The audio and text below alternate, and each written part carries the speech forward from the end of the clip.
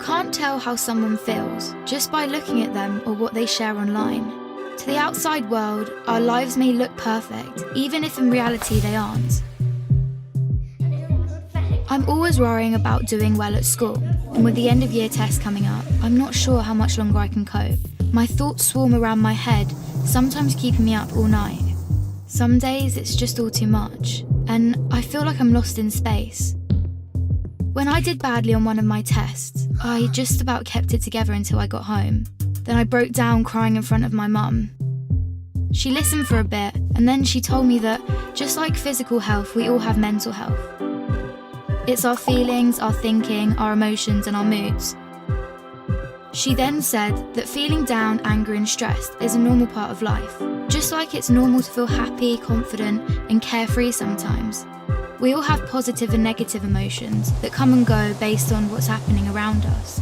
These are everyday feelings. Good mental health means experiencing negative emotions. It's not always about being happy. Mum can relate to the feelings of stress. So when Mum suggested I take a break from everything and do something I enjoy, I actually took her advice. So I made myself a hot chocolate, snuggled up in a duvet and watched a film. And you know what? Afterwards I felt so much better. Mum should take her own advice.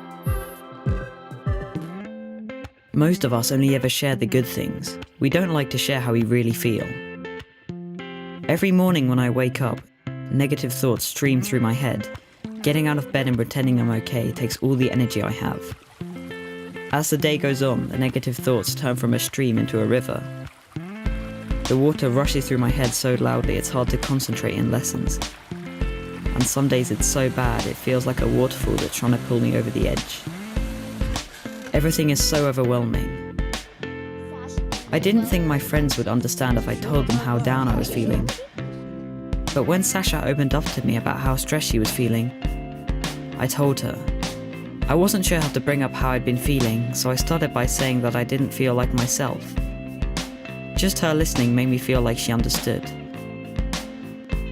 She told me some things that had helped her, so I tried them too, but it didn't make much of a difference.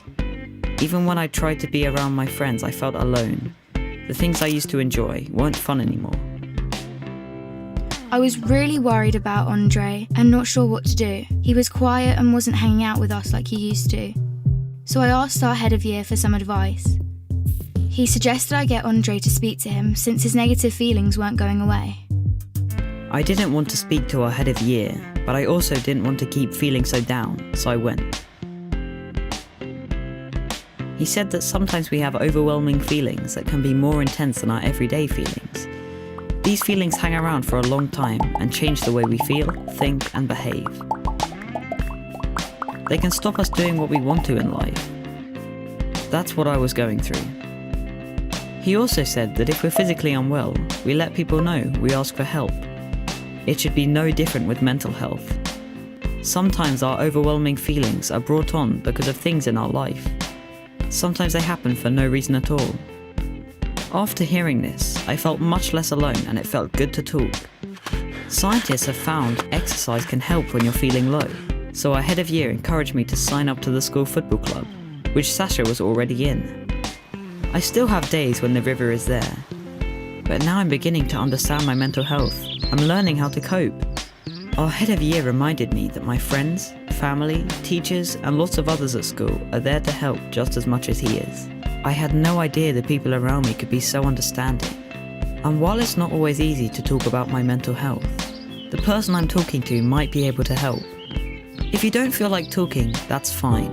You could try writing, sports, reading, art, music, playing with your pet, whatever makes you feel better. If you're the person someone talks to when they're struggling, just listen with no pressure or judgment. You don't have to have the answer. If you feel unsure about anything, you can speak to a trusted adult. Talking about mental health doesn't have to be difficult. After all, it's something we all have.